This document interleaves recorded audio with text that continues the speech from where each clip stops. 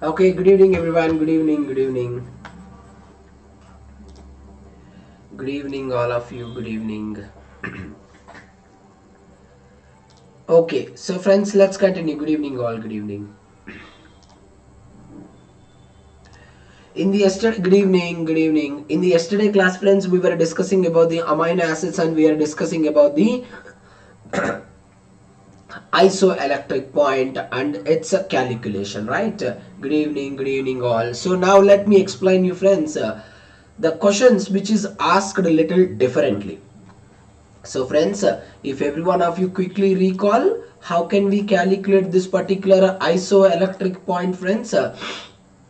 We have clearly discussed that if we want to calculate the isoelectric point, first what we have to see, we have to see where the amino acid is exhibiting in the Zwitter ionic form. Good evening everyone. Where the amino acid is exhibiting in the Zwitter ionic form.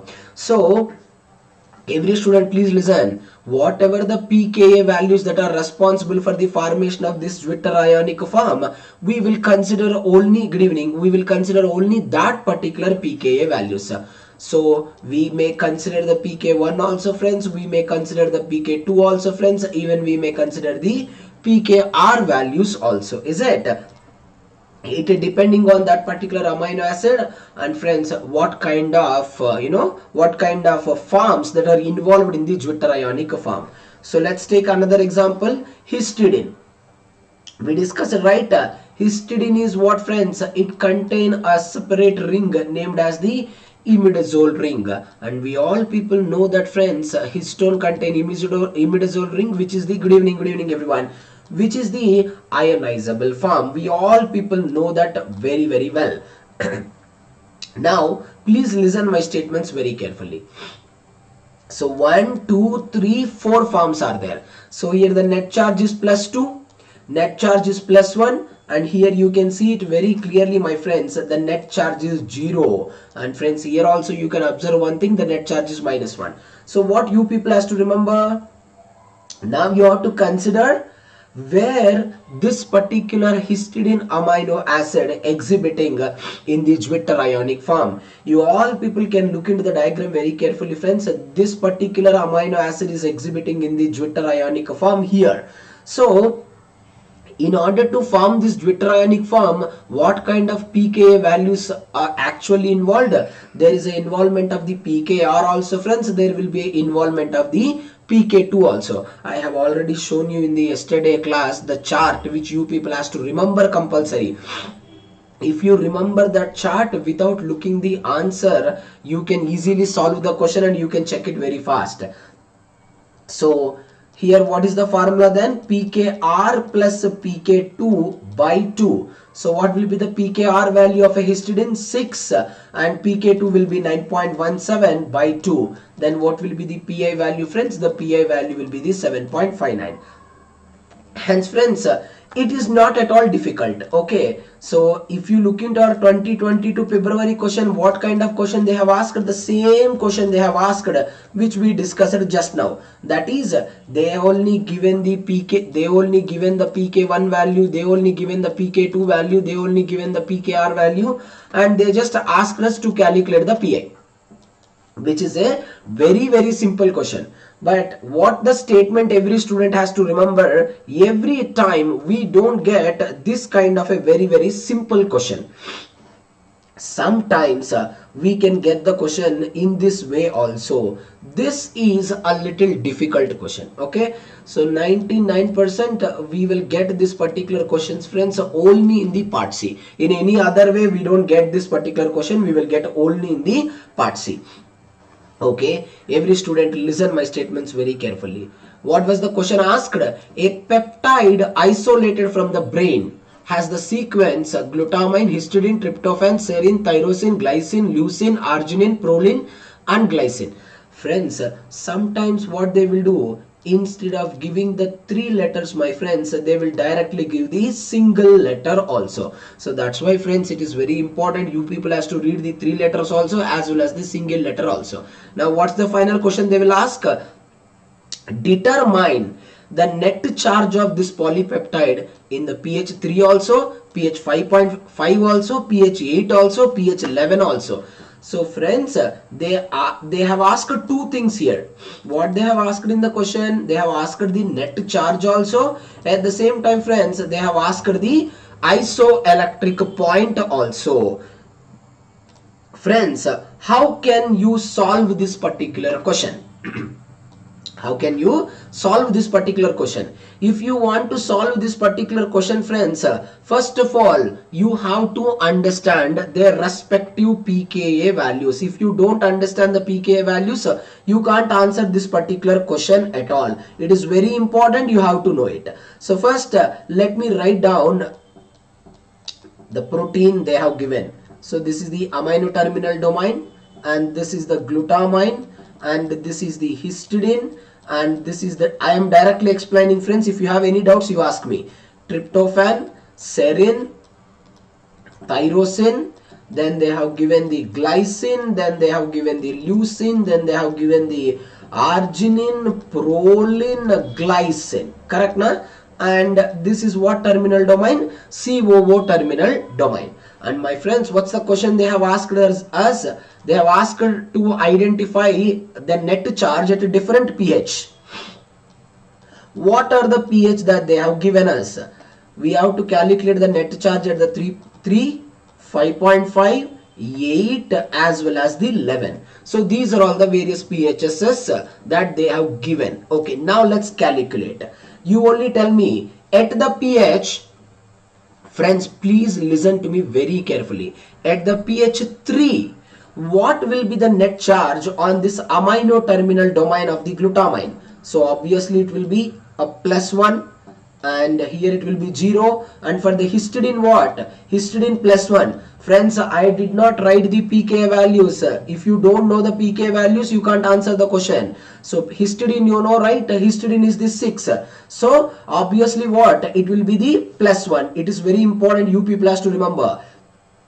Tryptophan, no ionizable group. Serine, no ionizable group. And what about the tyrosine? Tyrosine is 0. Glycine, no ionizable group. Leucine, no ionizable group.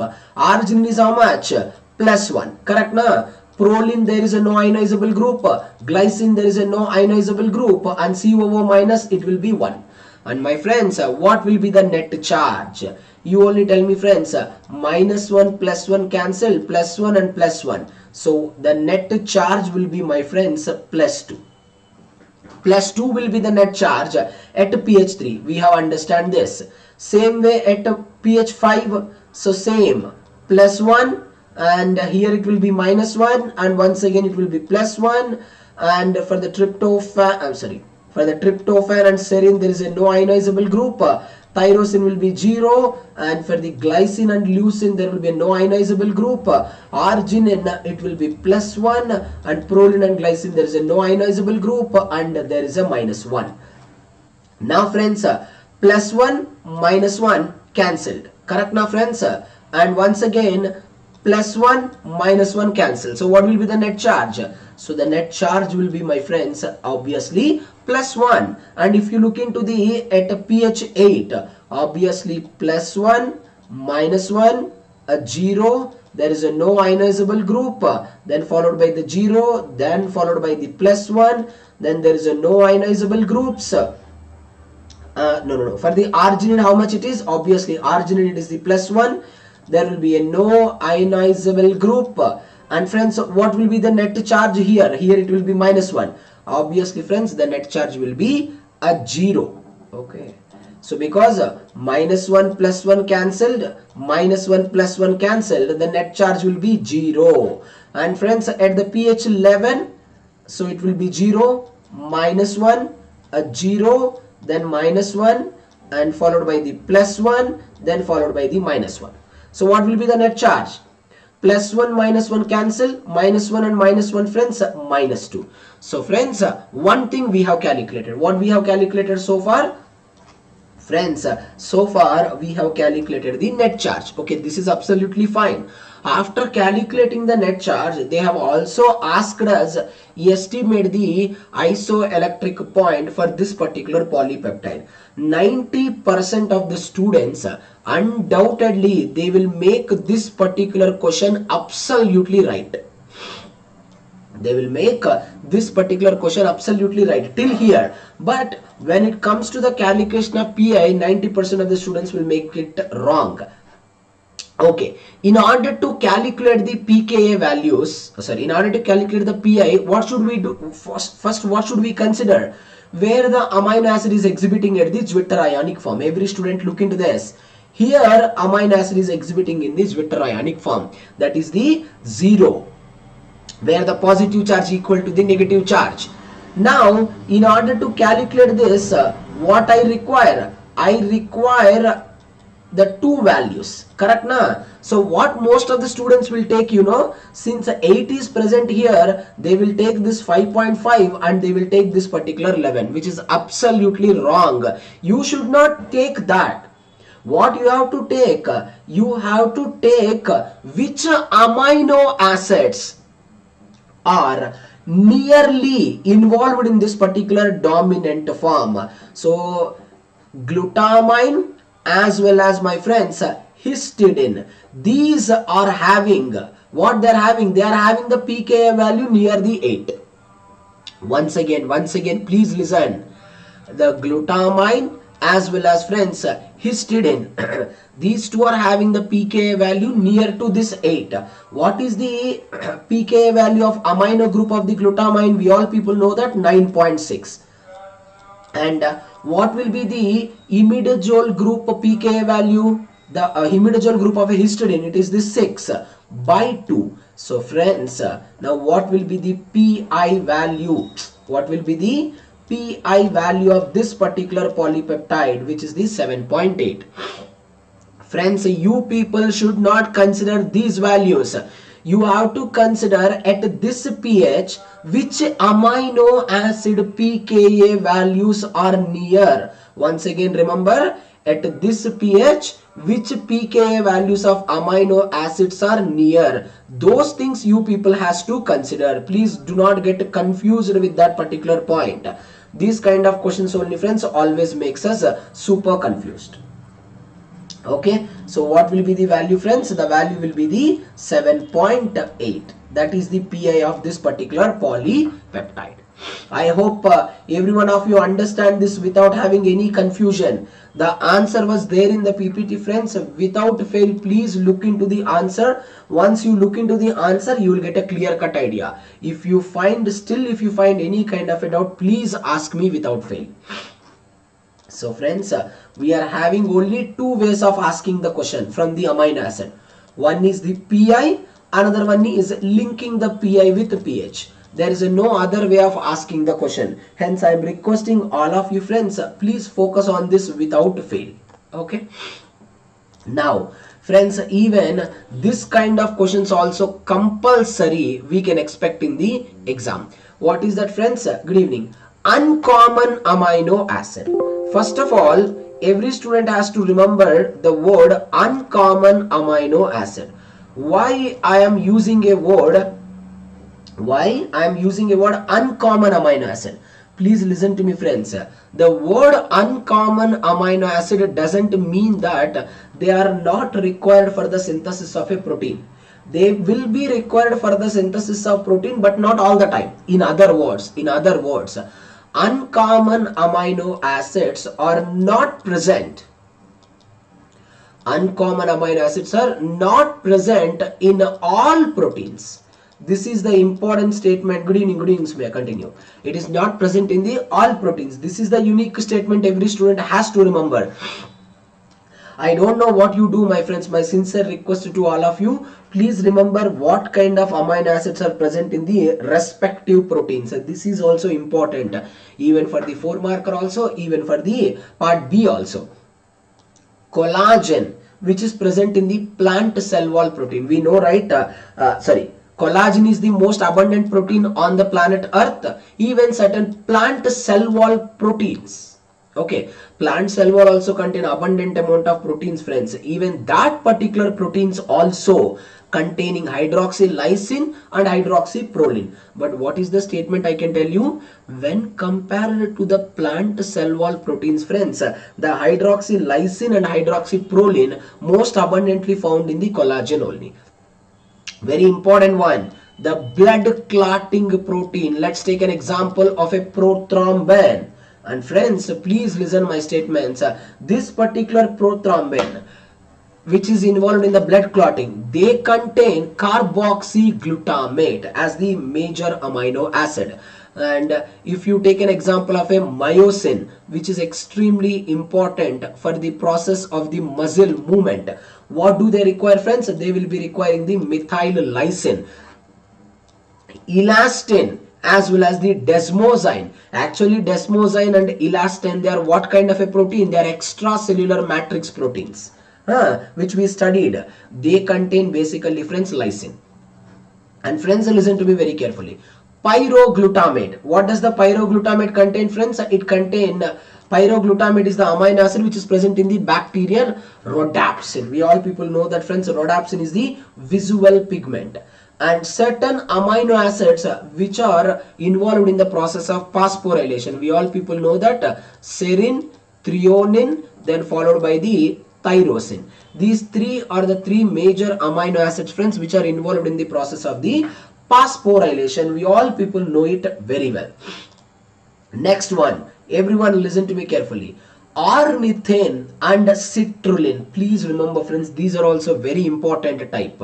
They are acting. See, I am not saying that they are the end products. Okay, they are just involved as the intermediate molecules. Or they are acting as the precursor molecule in the biosynthesis of arginine, and most importantly, remember for the exam, they will be required for the urea cycle. They can act as the intermediates in the urea cycle. Simple point.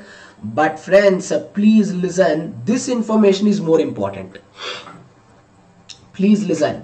Cysteine. Friends, what is the difference between the cysteine and cysteine? What, friends? What's the difference between the cysteine as well as the cysteine? Please remember, you can ask me a valid question. The valid question you can ask me that many times asked 4-marker question also, this particular cysteine. Actually, in the molecular biology they asked.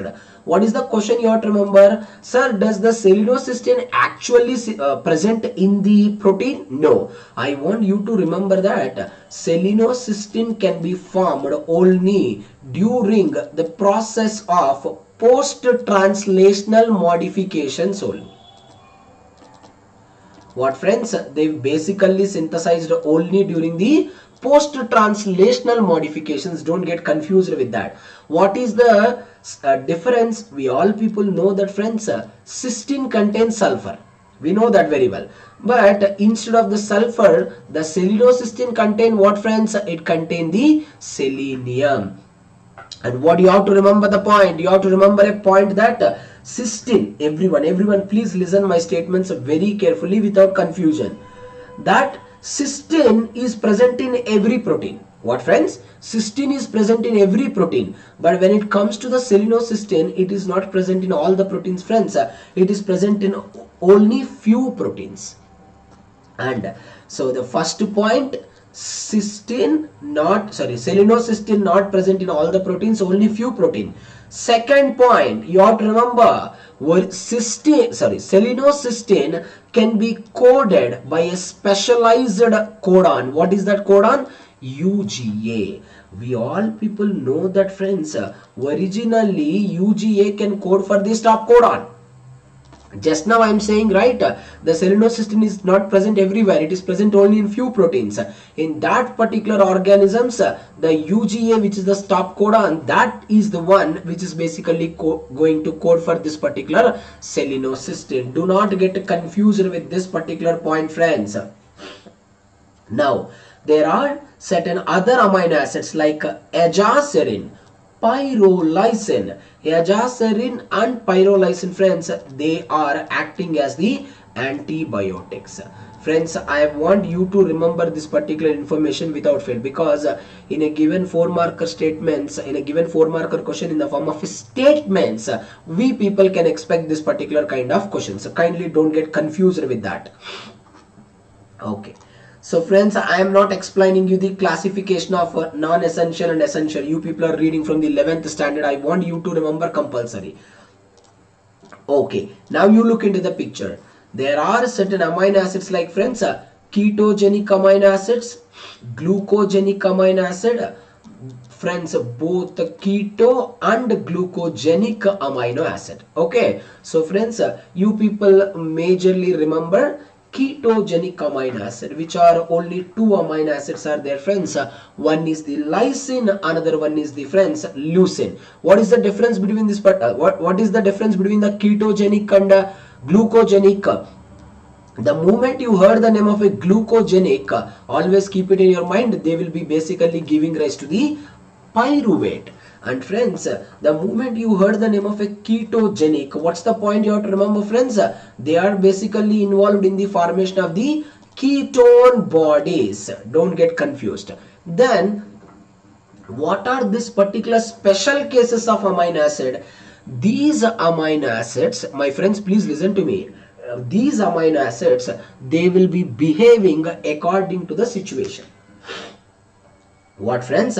These amino acids are behaving according to the situation. What do you mean by that? According to the situation, friends, they will be acting as glucogenic also as well as the ketogenic also. Sometimes if they want to produce the ketone bodies, they can act as a ketogenic. If they want to produce the pyruvate, then they can act as a glucogenic amino acid. So it is completely depending on the requirement and the condition. And friends, please don't get confused, because from the amino acid in a different way we can expect the questions. Now see, look into the picture. Look into the picture. We all people studied so far a polypeptide or a protein, which is a large polypeptide having the single chain. Correct, na? A large linear polypeptide chain. But friends, there are certain proteins are there. There are certain proteins are there which are having multiple polypeptide chains. Friends, they are not at all restricted only to the single polypeptide. Friends, they are restricted actually to the multiple polypeptide chains. Kindly do not get confused with this particular point. An example.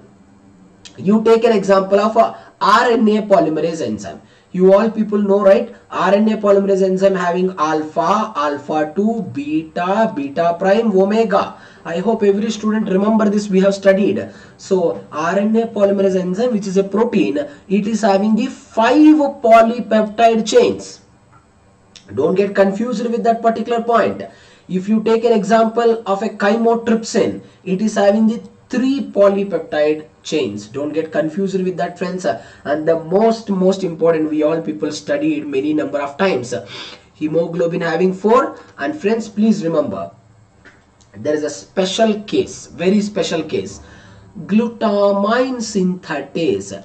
It is the enzyme which is involved in what, friends? Which is involved in the production of the glutamine.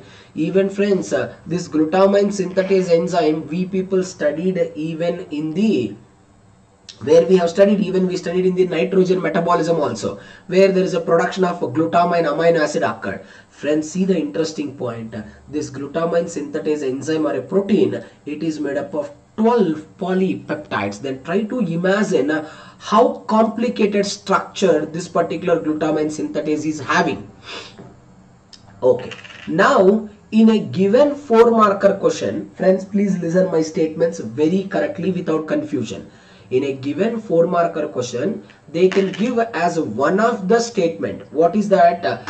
That the protein which is derived, listen my statements carefully, the protein which is derived from the same source having same amino acid composition, which is absolutely a wrong statement. Once again, listen my question.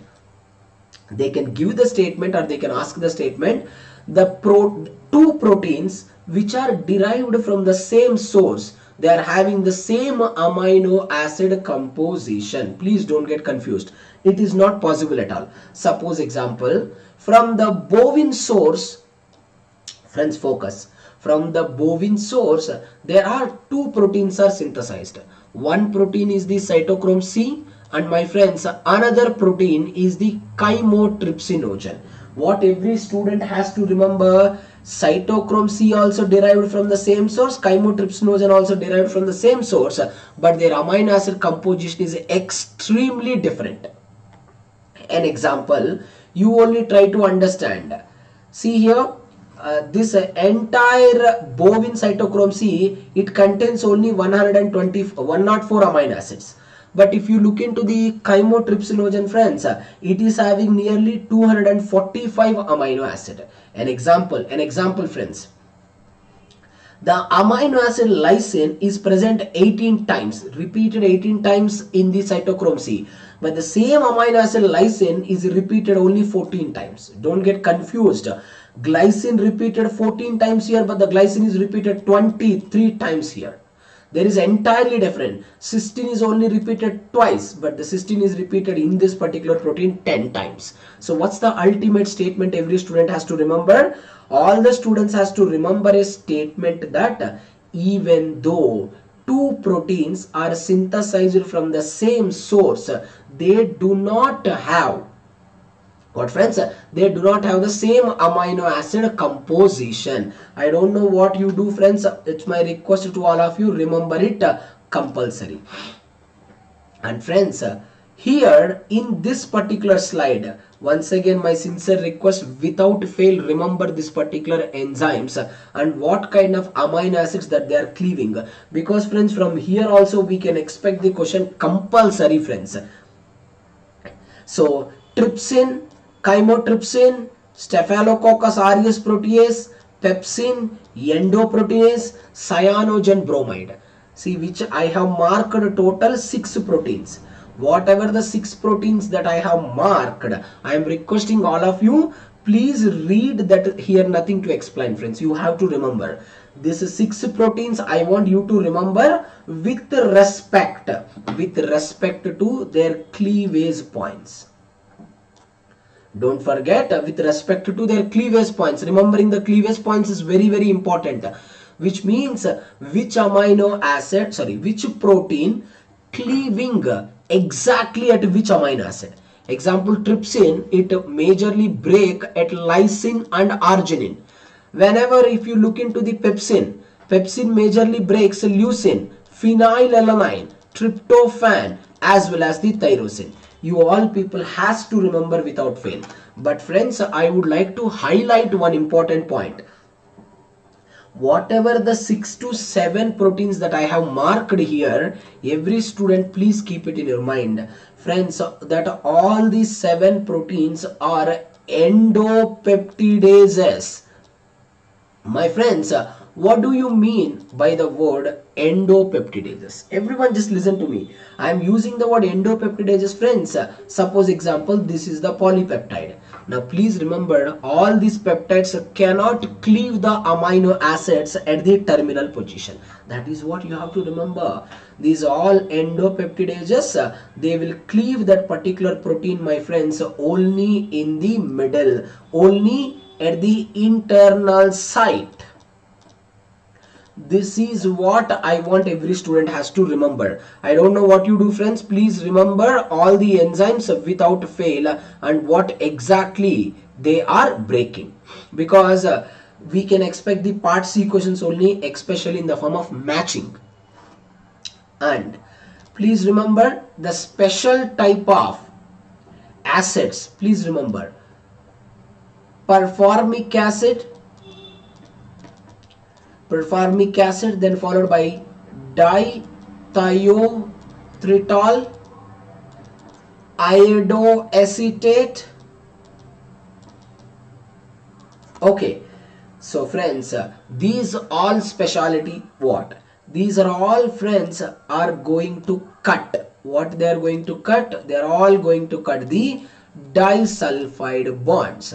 In other words, remember, performic acid, dithiotritol, as well as the iodoacetate, they are all actually acting on the amino acid cysteine.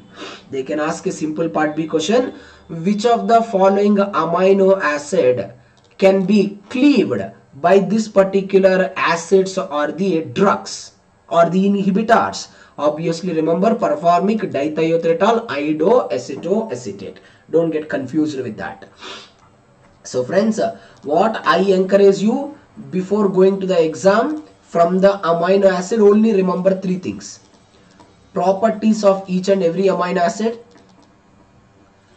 classification of amino acids, then the numerical which are related to the pH and pI, then the enzymatic cleavage.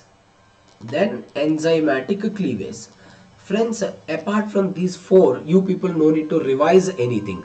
Only revise these four before 3 to 4 days of exam and just go to the exam. That's all. Okay. Now, so friends, we have completed the amino acids.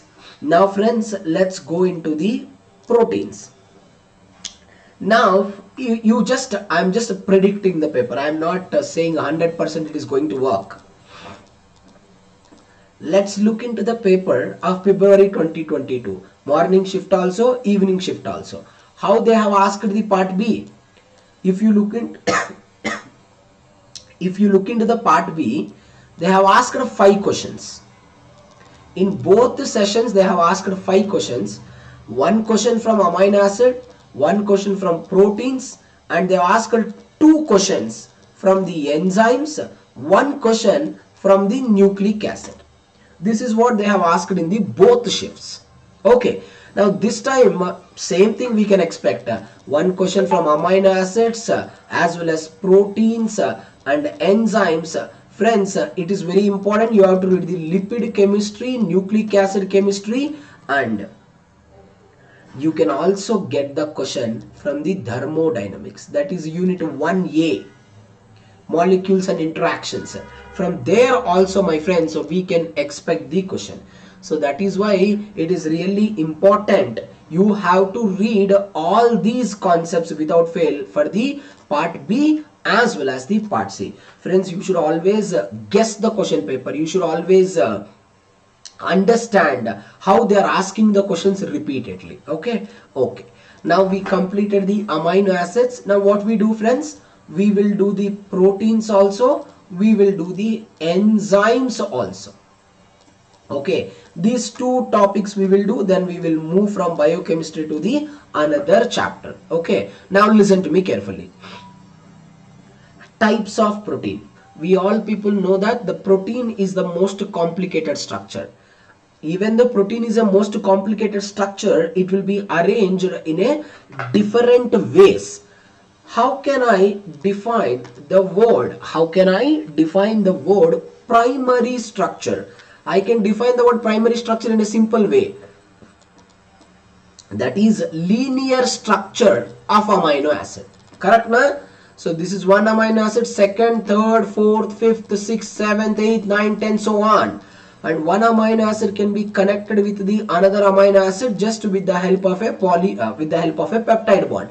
That is what simply we can call the primary structure. And we all know that. See, this is the primary structure. What I have done, when I fold this primary structure, what I am going to get? When I fold the primary structure, there is a formation of a alpha helix, and my friends, there is a formation of a beta plated sheet. You're getting my point? So, and we all people know that the question which is asked in the 2022 February question paper also, purely the question from the alpha helix only. Okay, when it comes to the tertiary structure, what you have to remember, friends? The secondary structure undergo the further folding of the secondary structure. Friends, when there is a further fold, see, in the secondary structure we are having alpha helix and beta plated. When there is a further folding of the secondary structure, what kind of structures we can get? We can get a rod, we can get a cone, we can get a spear. there are different shapes of tertiary structures of proteins are there, correct na? And we all also use a word. Tertiary structure of the protein is the most widely studied structure. At the same time, most widely studied structure, and the second and most important point, most complex structure of a protein is the tertiary structure. Okay, and the third point, most biologically active form. See, entire protein is active, there is no doubt about it, but the most biologically active form of the protein is the undoubtedly tertiary structure. Friends, the moment you heard the name of a quaternary structure, what you have to remember? In the primary structure, secondary structure, tertiary structure, there is only one common similarity. What is that one common similarity? We are all talking about only one particular polypeptide. That's the point. But my friends, when you look into the secondary structure, when you look into the quaternary structure, please remember there are two polypeptides are there.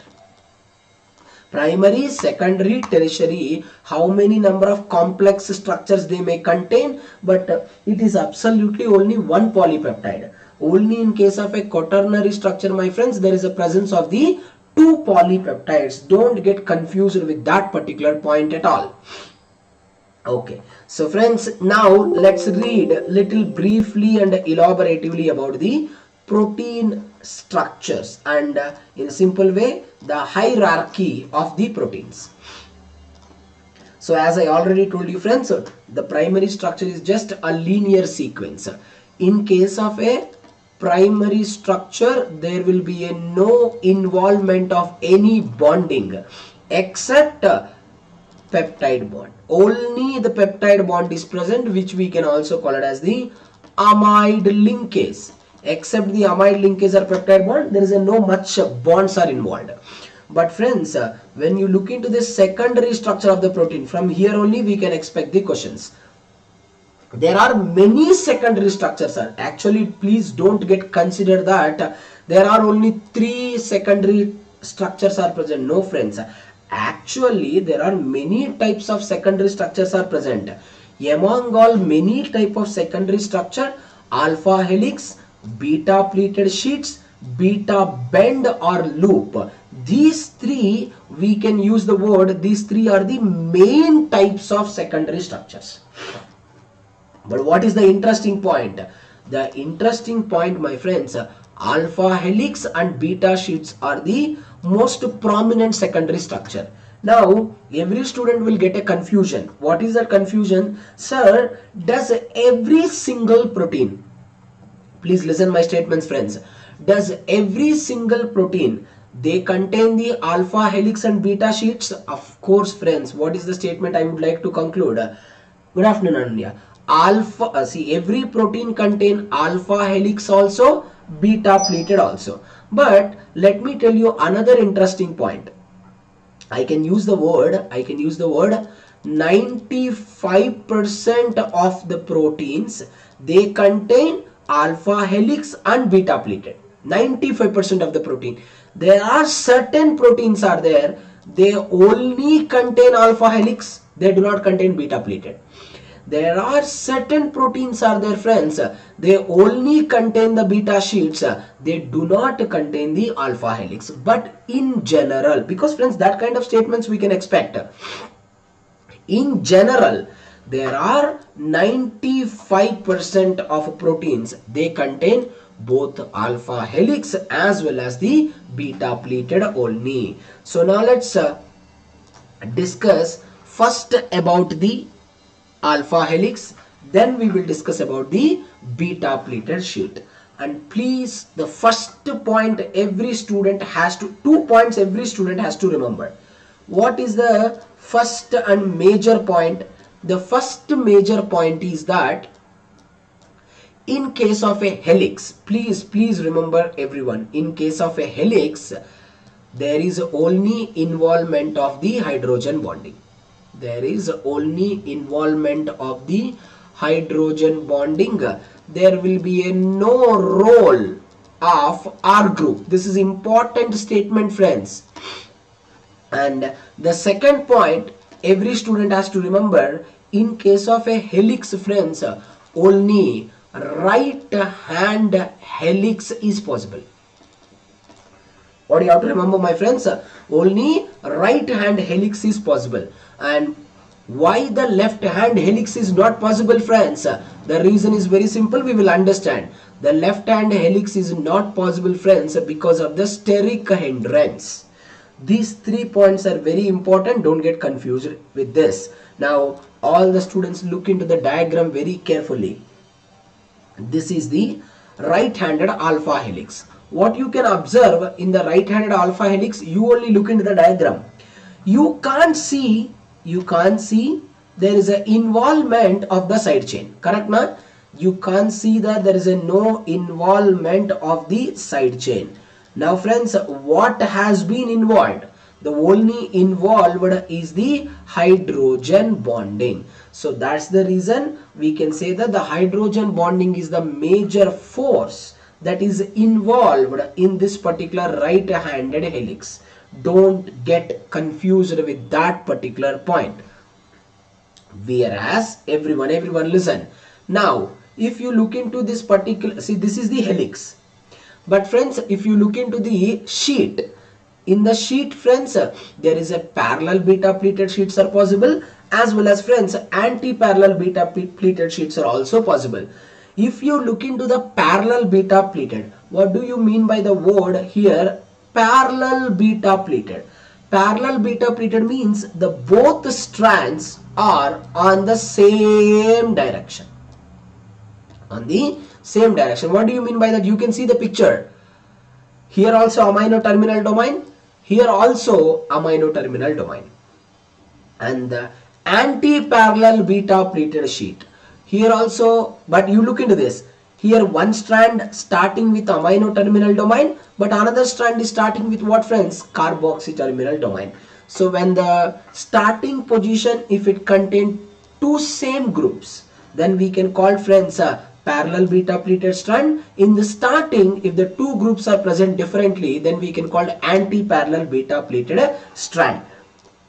Okay, now friends, focus, which we got the 2-marker question in the February 2022 paper from the alpha helix only. Very simple question, we got it, and every student has to focus. It's a very easy. It is the right-handed or clockwise. What is the statement I have given to all of you? Friends, the left-handed helix is not possible. The only reason is what, friends? Due to the steric hindrance. And my friends, every one of you has to listen my statements. Suppose, friends, all of you listen. This is called one helix, correct na? This is called helix.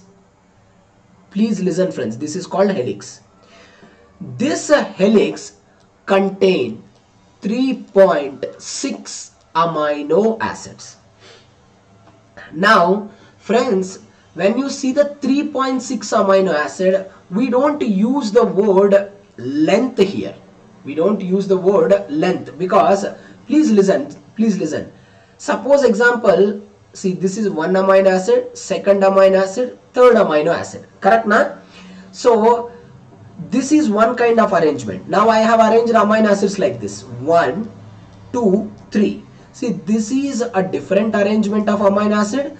This is a different arrangement of an amino acid, correct na? So even though the number of amino acids are only 3, but we can't say that the length of 3 amino acids are same when they are arranged differently. So that's why we don't use the word length, we will use the word pitch. We don't use the word length, we will use the word pitch. So what will be the pitch of one particular helix? You people has to remember compulsory, 5.4 angstrom. Friends, please don't get confused with this. I will explain you with the help of a diagram as well. And another very important statement which is exactly asked in the exam is this. This is the exact question asked in the exam. The helix is getting stabilized. What is the statement I have given to all of you? Friends, in the alpha helix, there is no role of the R group. There is no role of R group. Then what you have to remember, my friends, the helix is exclusively getting stabilized by the hydrogen bonds which are present between amino group of first amino acid with the carboxyl group of fourth amino acid. Anyway, let me explain to all of you. Friends, I want every student, please look into the diagram very carefully, friends. Okay, this is the helix. We all people know that in one domain it will start with the amino group, in another side it is starting with the carboxyl group. Correct now, friends? And if you look into the diagram very carefully, friends, in the carboxyl group where the oxygen having what, friends? Partial negative charge. Partial negative charge. In the amino group it is having the partial positive charge. In one side it is having partial negative charge, and in one side it is having the partial positive charge. That's why they can give the statement. In a given 4-marker question, they can give a statement that the protein always shows the dipole moment. What is the question? What is the statement they can give? Proteins always show the dipole moment, which is absolutely true statement. There is no doubt about it. So there is a partial negative charge, partial positive charge. And friends, please look into the picture very carefully. Don't get confused. This is called one turn. Correct na? This is called one turn. One turn contain 3.6 amino acid residues. You can see the picture everywhere which bonds are abundantly present. Everywhere the bonds present is the hydrogen bonds. That's why we can say that, and the black color one represents what, friends? Carbon numbers. They are the carbons. Everywhere hydrogen bonds are present. That's why we can call the hydrogen bonds are the one which are making the helix to become stable. Don't get confused with that particular point, friends. Now, everyone has to remember, I told you that the hydrogen bonds are involved in making the helix stable. Now the question is very clear. How does this particular hydrogen bonds are getting formed? This is only the question which we are getting in the exam. Look into this. If you see this, how many number of amino acids you can observe? 1, 2, 3, 4 and 5 amino acids you can observe. Correct na? So in order to form the helix completely stable, what we have discussed, my friends, we have discussed that, listen everyone, amino group of first amino acid has to combine or has to form hydrogen bonding with the carboxyl group of the fourth amino acid. Amino group of first amino acid has to combine with the carboxyl group of the fourth amino acid. Then only, my friends, there will be a formation of the hydrogen bonding. Now, while giving the nomenclature, we always, instead of saying 1, 2, 3, 4, 5, friends, we always start the first amino acid, because like this also they can ask in the exam. We can call the ith amino acid, ith. Then later we can call the I plus 1. Later we can call the I plus 2, followed by I plus 3, then followed by I plus 4. Friends, like this also they can ask. Now you only look into the diagram very carefully. Try to understand, friends. This is the carbon. This is what group? Amine group. All the students listen without confusion, friends. The carboxyl group, here you can see, right? This is which amino acid? ith amino acid. So the carboxyl group of first amino acid can be combined with the amine group of fourth amino acid, I plus 4. So please remember, I2, I plus 4 are 1 to 5 amino acid. Anything is same. Don't get confused. Don't get confused. Here ith means first amino acid. I plus 4 means fifth amino acid. So but 90% in case of exam, they will always give like this only. They won't give between 1 to 5th amino acid. They always say that the first hydrogen bond becomes stable between I to I plus 4. Now what? So first one is I to I plus 4. And one second, I'll write here. You have to remember this compulsory. I to I plus 4 is the first one. Then the second one, I plus 1, I plus 5. Then third one, I plus 2 to I plus 6. Then the third one, I plus 3 to I plus 7. Next one, I plus 4 to I plus 8. The next one, I plus 5 to I plus 9. Then I plus 6 to I plus 10. Now, what is the question that they have asked in the exam? They have asked in the exam, every student remember, how many number of hydrogen bonds are involved? How many number of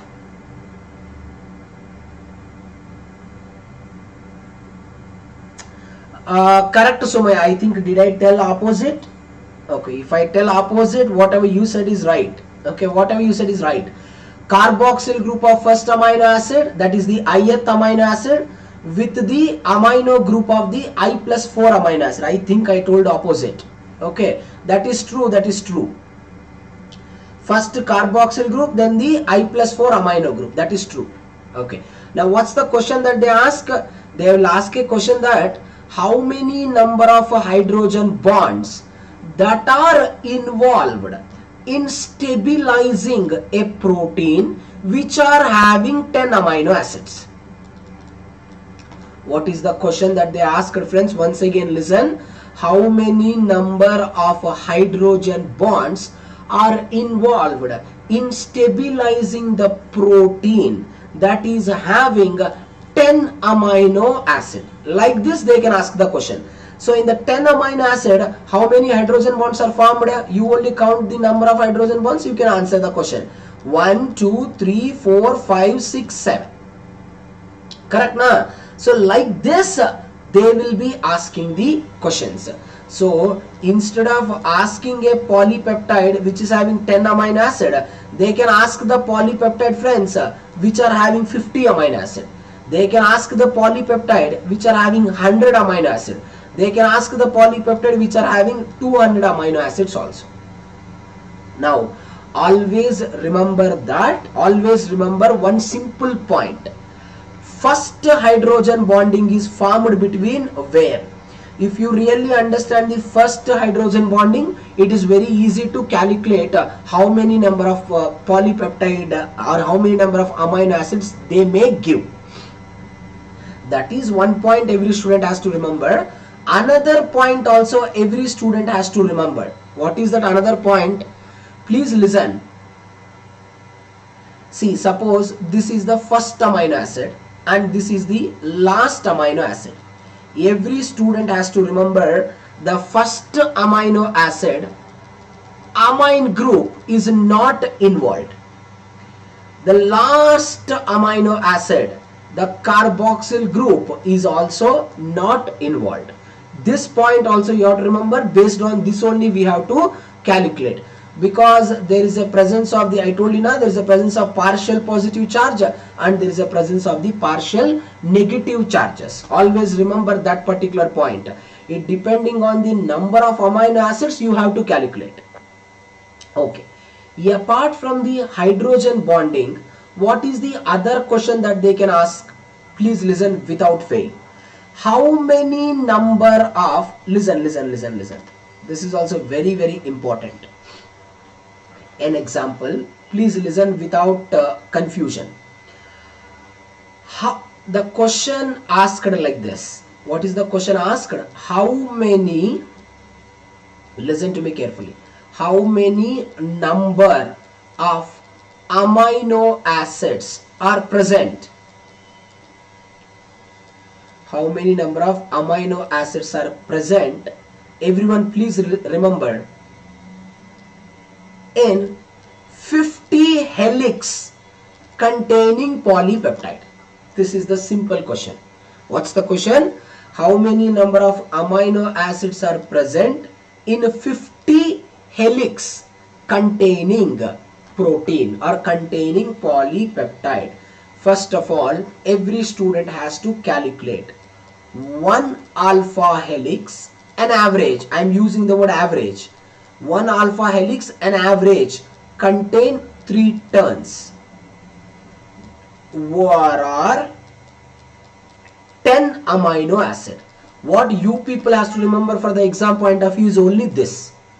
1 alpha helix contain an average 3 turns or 10 amino acid. So friends, then 50 alpha helix, how many turns it contain? 150 turns it contain.